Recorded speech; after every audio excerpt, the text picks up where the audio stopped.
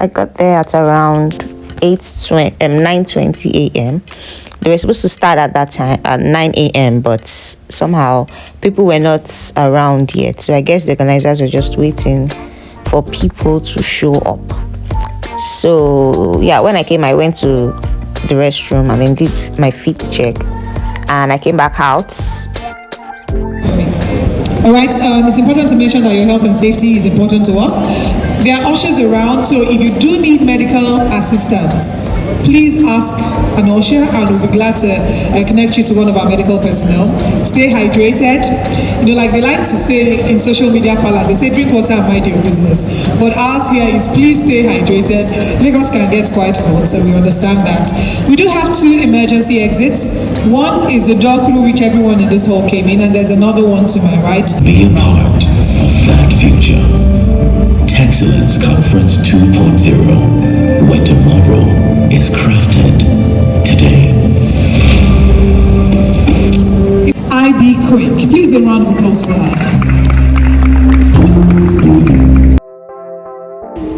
This lady called IB Quick, she came out for spoken word and she really delivered. But honestly, I don't like spoken word, right? I'm not really a fan of it. I would rather read a poem than hear a poem. But these days, they've been trying. You would hear some really, really deep, insightful and interesting spoken words from people. So I always say, I want innovative ideas that can take me to the White House. Answers to problems they seek my counsel in China. Connect with world leaders. Bill Gates gonna build me. I currently want to be in the Maldives. Swim and say hi to dolphins, at least pretend to be bougie. I always wanted my words to burst solutions that will linger to the ears of the Elon Musk. Burst the next big thing. No one can stop the way I'm feeling, not even the a cappella of Alicia Keys. As I welcome the Group Chief Executive Officer, CWG Adewale Adeyibo, for his special address. In AI and the application of AI in how they're going to transform a lot of things that we do. If you don't disrupt, you'll be disrupted. No matter what industry you are, the technology is pervasive and is permeating everywhere. And these emerging technologies are foundational. Ladies and gentlemen, distinguished guests, it's my honor to welcome you to this captivating panel discussion on innovations in fintech, transforming the financial landscape. I'm Dr. Tuyose Obasanjo, like introduced, and as a business strategist and someone who's been consulting for tech startups for a very long time now, I am so excited to be part of this discussion with our expert panelists. Over the next 40 minutes, we will discuss trends, evolutions, challenges, and the impact of fintech in our current financial landscape. So I don't know if you can hear me. If I sound a bit nervous, it's because I am very much nervous. So if I make any grammatical errors or I break out in pidgin English, I beg, make me forgive me. Without further ado, I will introduce our distinguished panelists now, and we'll get the discussion rolling. These panelists were basically talking about how fintechs have been able to solve problems nationwide, right?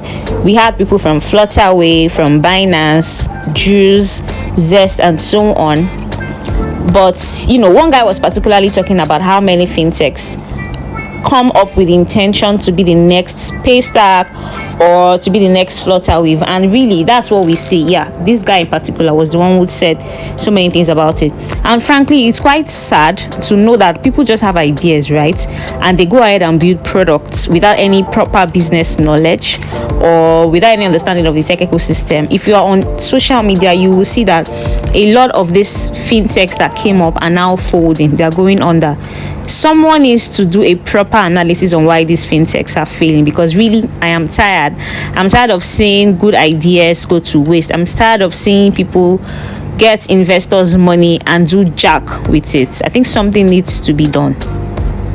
As I noted here, it says that according to a report by PwC, 82% of fintech startups said that collaborating with established finance service firms would help them innovate more better and quickly. But that's not the case today. He spoke about some of these fintech startups failing. I also think that traditional institutions need to shake it up a bit on process and procedures, such that a lot of these fintech companies could actually collaborate with them, and it will help it will help build the ecosystem better and stronger. What advice would you give rising entrepreneurs? I mean, one of the things we've spoken about is innovation. You can't speak innovation without the entrepreneurs and the tech talent. And with the Japa syndrome that is going on now, how do we retain the tech talent that we have to drive innovation? And what advice would you give the ones that are still here trying to build something? Ife, do you want to start?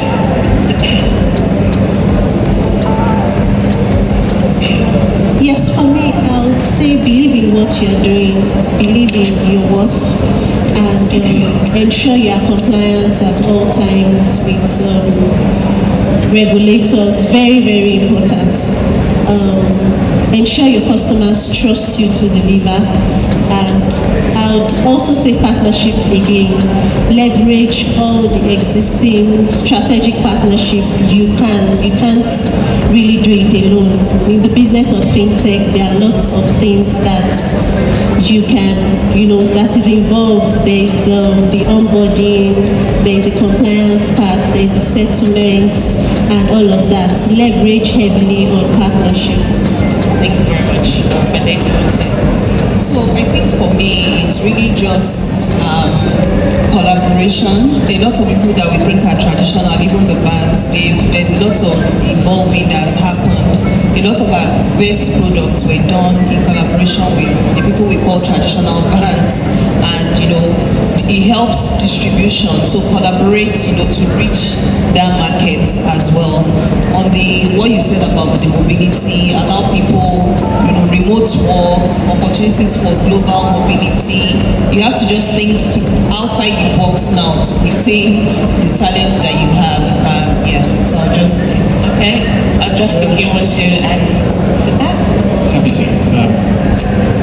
One of the things I think thinking outside the box is we have to think towards the fintech of the future, not the fintech of what has existed today. And the fintechs that we have all built in the environment we've built in, is of zero interest rates. Like in 2008, in the wake of the global financial crisis, we saw fintechs really come onto stage worldwide for the first time, with the first $1 billion invested in fintech. In 2021, there was $210 billion invested in fintech.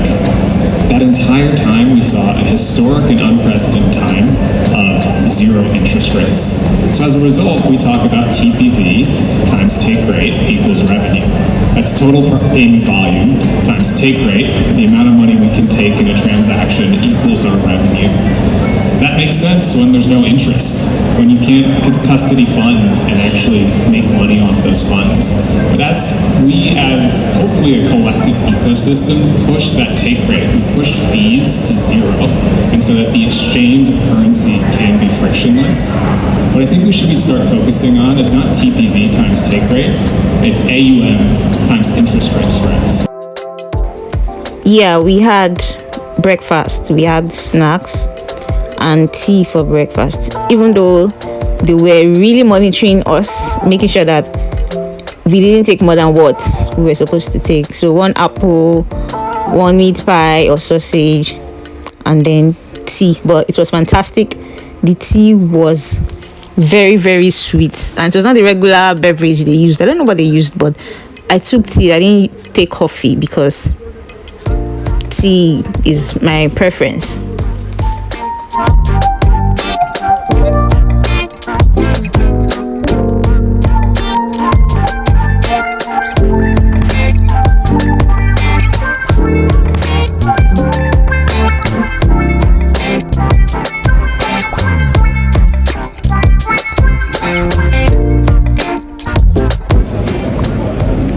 very, very good question. Which What's is not the name? answered. What's the name? Fisayo.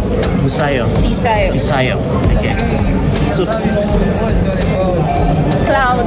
We made cloud computing invincible. So I'm asking them Very good. how is it different from Amazon Web Services or Google Cloud? Because I have to hire Fisayo.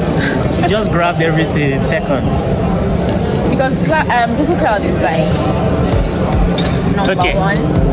It's a very good question you ask. So you need to think of what are the possible, just watch this so that the same thing doesn't happen. So you need to look at in Google Cloud, right? So you have subscription buckets. So you have already pre-built buckets that you subscribe to, right? So if you want to host an application, they have compute specifications already pre-built that you pick, right? Yes. And so now, how do you want to tell them? How do you want to present your books to them? They will ask for all these things. You don't have it automated somewhere. So this is why you actually need.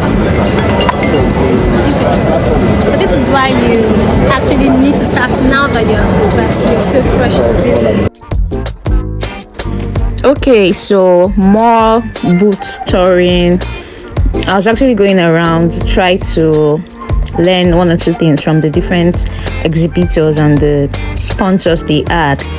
And I was also looking for souvenirs, which I got. I got a souvenir from Nutanix. I got this tote bag and a pen, a key holder, a jotter. It was good. So I was just looking through the things that I got. I was looking through some of the services that they claim to offer, which were really interesting for small business owners, tech founders, tech startups, tech entrepreneurs, and anybody in general.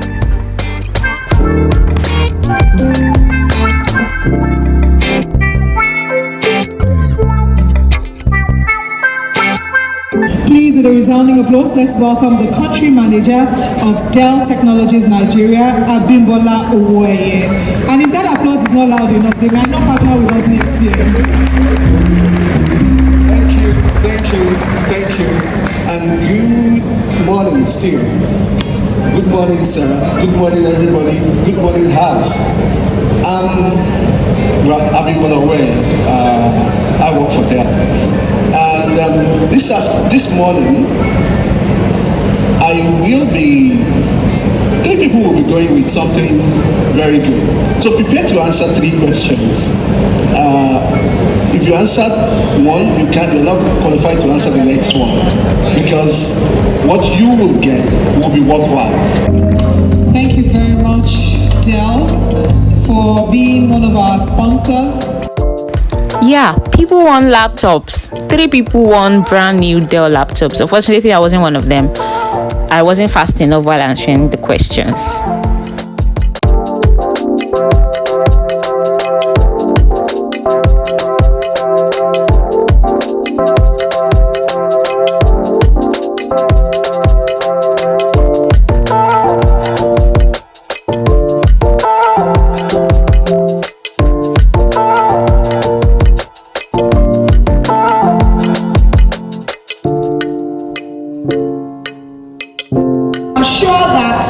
About 90% of us have heard the quote which says, people are the greatest assets of any organization, institution, or nation. The truth that lies in that statement is very powerful, but often many people, especially tech people, tend to forget or overlook it in our quest for innovation. We often focus on technological advancements and establishment of strong systems, overlooking the real driving force behind innovation: people. After all, it is people who conceive, create, and execute innovations. What this woman was sharing was really profound, but I just didn't understand why she was reading it from a book. She's the group HR officer of Texcellence, so I think she should know all these things by heart. About fostering an environment where your people feel valued, engaged and empowered.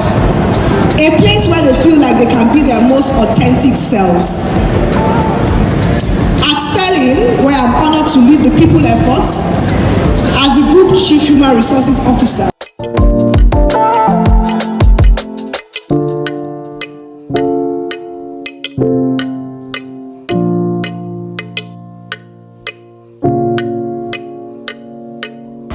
This is Mobolaji Adeoye, CEO of Consonance, and he came to share something really profound. He talked about biomimicry, which is when technology tries to mimic biology. For instance, drones were made to look like a particular flies, something like that, and it's a very, very interesting topic. I think you should read it up. I particularly love this lady, Yemisi Isishay. I think she's an investment relations officer, but everything she said was so meaningful. She was able to express herself very well, and yeah, she has a good knowledge of our industry. Good afternoon, everyone. So I currently work as investment associate with Texcellence. Prior to that, I started my career in venture capital in research, so that you can't invest without knowing what you want to invest in. So going directly into investments doesn't kind of work. So I'm going to just start from, we all know what happened during COVID and how that rapidly affected the sector. I think from that time onward, there was a lot of changes that had to happen in terms of operations. There was fierce competition, the winners stayed, and some were acquired, some fell off, and there was a lot of expansion across the world, and just having more and more people in the e-commerce, quick commerce space as well. Artificial intelligence data became very important just to make sure you're a winner in the market. So that's where we are, that's where we've been coming to, and that's where we are now. Thank you so much for being very cooperative. It's time for us to eat.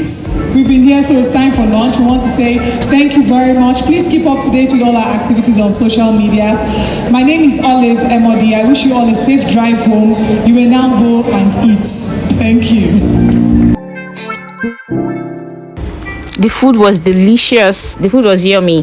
Fried rice, jollof rice, chicken, moi moi, salad, and a bottle of chilled water.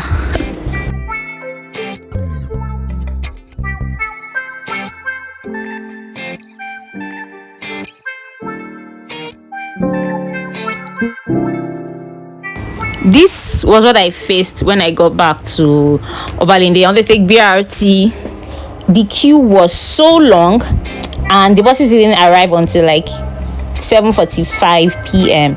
And even at that, we had to struggle to enter the buses because the BRT officials were actually collecting money from people to enter the bus. So after they've collected money from like 5-10 people, they will now come to the queue and start loading. And Nigeria is just corrupt. People are just the problem of Nigeria. We that loaded our card, we had to wait.